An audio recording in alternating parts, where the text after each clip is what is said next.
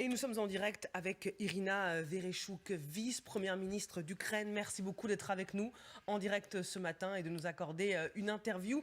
Alors que l'Ukraine vient d'annoncer ce matin, on l'a dit, la prise par les Russes de plusieurs localités dans l'est du pays. Alors que Moscou a lancé son offensive il y a 10 jours dans l'est de l'Ukraine. Pouvez-vous nous en dire plus ce matin ? Comme vous savez, cette situation change tous les jours et même toutes les heures.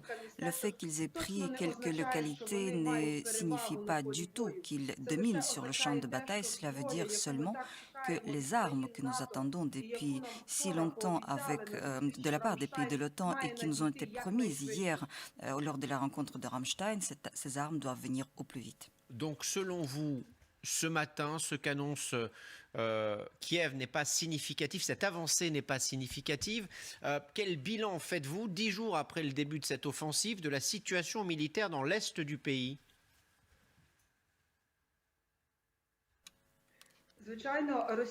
Évidemment, la Russie s'adonne à une occupation rampante et de temps en temps prend des localités dans l'est de l'Ukraine. Mais si vous regardez les chiffres de l'état-major, vous verrez que nous combattons et nous récupérons les localités. C'est une guerre qui se poursuit, c'est une guerre d'épuisement, c'est une guerre qui cible les civils, car vous savez quelle est la situation aujourd'hui dans l'est du pays. La Russie ne laisse pas les couloirs humanitaires, ne laisse pas les civils partir, cible les maisons d'habitation et tue les civils en faisant de ces gens un bouclier vivant.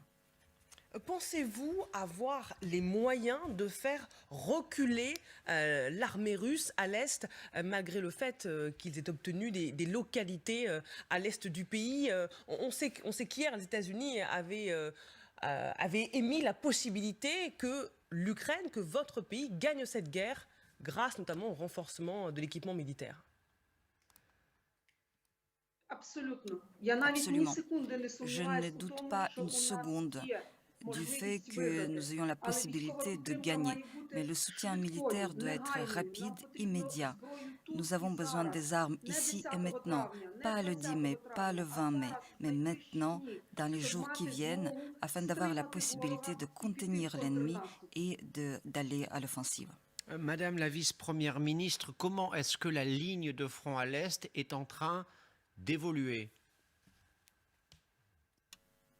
Je l'ignore, cette question doit être adressée aux militaires. Je m'occupe des couloirs humanitaires et mon objectif direct est de sauver les civils, les femmes et les enfants.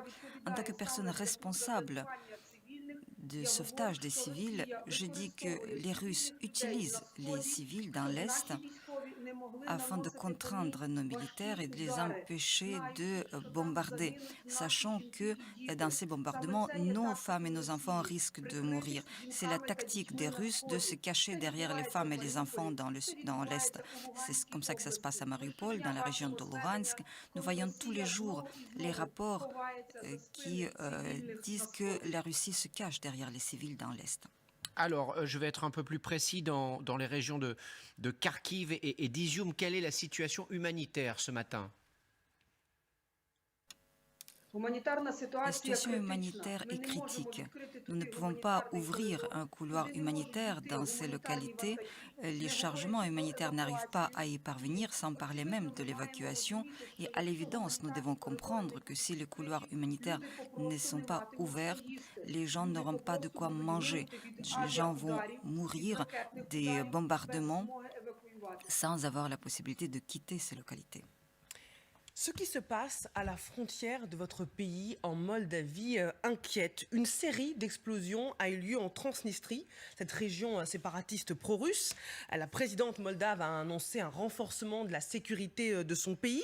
Volodymyr Zelensky a dénoncé une tentative de déstabilisation de la part de Moscou. Selon vous, que cherche à faire la Russie? Est-ce qu'après l'Ukraine, Vladimir Poutine souhaite envahir la Moldavie? Je pense que c'est tout à fait son intention d'attaquer la Moldavie et tous les autres pays sans défense qui ne pourraient pas résister sur le champ de bataille et par conséquent la Moldavie est probablement aussi un des objectifs de Poutine. Nous considérons que la Moldavie et la Transnistrie donc est sa partie inaliénable et la décision de la Moldavie sera pour nous. Voilà, petit problème de liaison. On va essayer de se reconnecter avec Irina Vereshchuk, qui est vice-première ministre d'Ukraine et qui était avec nous en direct ce matin sur LCI. L'actualité ce matin, on vous le disait, c'est ces forces russes qui progressent à l'Est. On va y revenir. D'abord, madame, pour revenir à la question que Marie vous posait il y a un instant, merci d'être avec nous. Nous considérons que c'est une provocation de la Russie, ce qui se passe aujourd'hui à Tiraspol, ce qui se passe en Transnistrie, et nous voulons que le monde comprenne que nous sommes un pays qui se défend. Nous menons des combats de défense pour la survie de notre État et du peuple ukrainien. Par conséquent, les armes dont nous avons besoin de la part des pays de l'OTAN, ce sont des armes de défense. Nous n'avons pas l'intention de faire des provocations. Nous reconnaissons l'intégrité territoriale de la Moldavie et nous agirons ensemble avec vous, chers représentants de France, mais aussi de l'OTAN, en tant que leader de l'OTAN. Qu'est-ce que ça changerait pour l'Ukraine si la Transnistrie tombait aux mains des Russes ?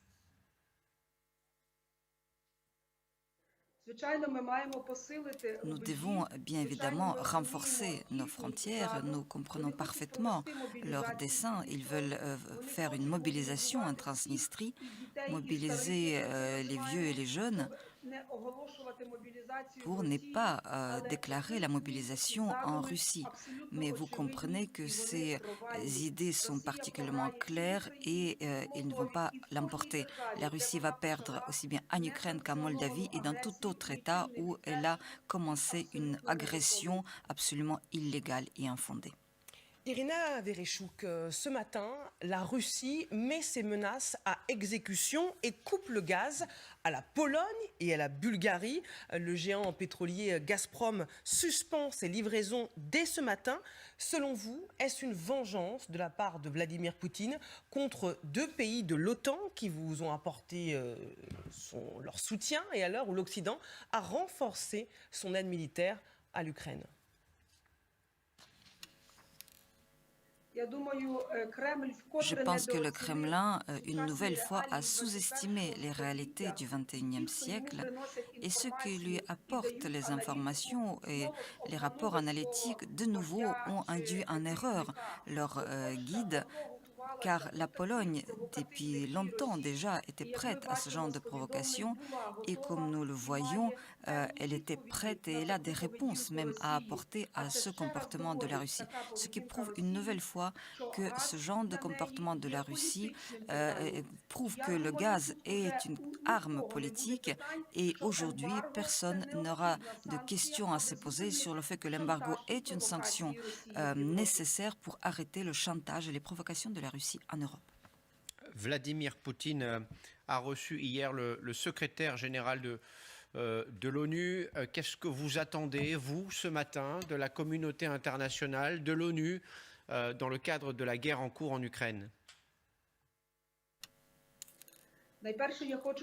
Tout d'abord, je voudrais vous remercier, chers représentants du peuple français et en votre personne, l'ensemble du peuple français, pour le soutien que vous nous avez apporté et que vous continuez à nous apporter. Je voudrais également remercier les responsables de votre État, et en particulier le président Macron, qui a essayé directement d'aider, d'ouvrir les couloirs humanitaires depuis Mariupol.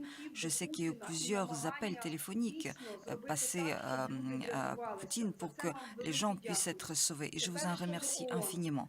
En ce qui concerne l'ONU, nous avons reçu les informations de la part des représentants de l'ONU quant à la possibilité, l'accord obtenu sur le cessez-le-feu et l'ouverture d'un couloir humanitaire. Nous saluons cette décision et nous essaierons de l'appliquer. Mais en tant que personne qui s'occupe en pratique des couloirs humanitaires, tant que cela ne sera pas la réalité, je ne peux pas dire avec assurance que même ce niveau d'accord obtenu entre le président Poutine et le secrétaire général de l'ONU serait efficace. Attendons de voir dans quelques jours si cela puisse se réaliser. Irina Vereshchuk, la Russie a mis en garde contre le risque d'une troisième guerre mondiale. Quand on voit ce qui se passe en Moldavie avec cette série d'explosions, quand on voit que Moscou met ses menaces à exécution en coupant le gaz à la Bulgarie, à la Pologne, quand on voit la vitesse à laquelle ils avancent dans l'est du pays, est-ce que vous pensez que ce risque de troisième guerre mondiale est réel? Absolument. Plus que réel, la Russie veut enflammer le monde entier. Elle veut que d'autres peuples, d'autres pays soient en flammes. À l'évidence, la Russie essaiera d'obtenir ce qu'elle désire par tous les moyens dont elle dispose. C'est la raison pour laquelle l'Occident et le monde civilisé doivent comprendre cette réalité et d'arrêter Poutine. N'est pas attendre qu'il poursuive en Moldavie ou dans d'autres pays, n'est pas attendre qu'il privera l'Europe du gaz, du pétrole ou d'autres instruments qui pourraient être mis en œuvre, mais au contraire faire prendre les mesures qui pourraient arrêter Poutine, et seule cette solidarité permettra d'empêcher la troisième guerre mondiale. Madame la vice-première ministre, une question sur la situation à Mariupol. Sur un plan humanitaire, est-ce que les 100 000 personnes qui sont toujours dans la ville, ou certaines d'entre elles en tout cas, ont pu ou vont quitter la ville, soit dans les heures passées, soit dans les heures qui viennent? Ces 3 derniers jours, la Russie ne laisse partir personne, ni les personnes qui sont en voiture particulière, ni les colonnes organisées. Personne ne peut quitter la ville. La même chose concerne l'Azovstal. Ils tirent de manière ciblée sur les bâtiments de l'usine en tuant, en frappant les civils. Ils savent parfaitement qu'il y a là-bas 500 blessés, qu'il y a plus de civils, femmes et enfants qui sont réfugiés là-bas, et ils n'ouvrent pas ces couloirs de manière parfaitement consciente. Si la communauté internationale n'intervient, l'ONU, la Croix-Rouge internationale, ces gens vont périr. Nous ne pouvons pas nous entendre avec la Russie, car la Russie, de manière cynique, ment aussi bien à nous qu'au monde civilisé. Mais combien de temps les combattants russes qui restent encore à Mariupol peuvent-ils tenir alors que les Russes ont pris une majeure partie de ce port stratégique? Est-ce que vous avez déjà fait une croix sur cette ville?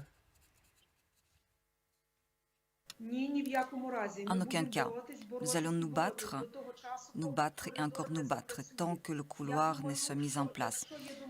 Je pense que s'il y a des accords, et M. Guterres, qui sera demain à Kiev, s'il confirme l'existence de ces accords, dans les temps les plus proches, nous pourrons ouvrir ce couloir et sauver au moins en partie nos civils de l'Azovstal. Sur l'ensemble du Donbass, encore une fois, sur ces questions humanitaires, quelle est la situation? Est-ce qu'il y a toujours des mouvements de population de l'Est vers l'Ouest de votre pays? Et si c'est le cas, de quelle ampleur sont ces mouvements?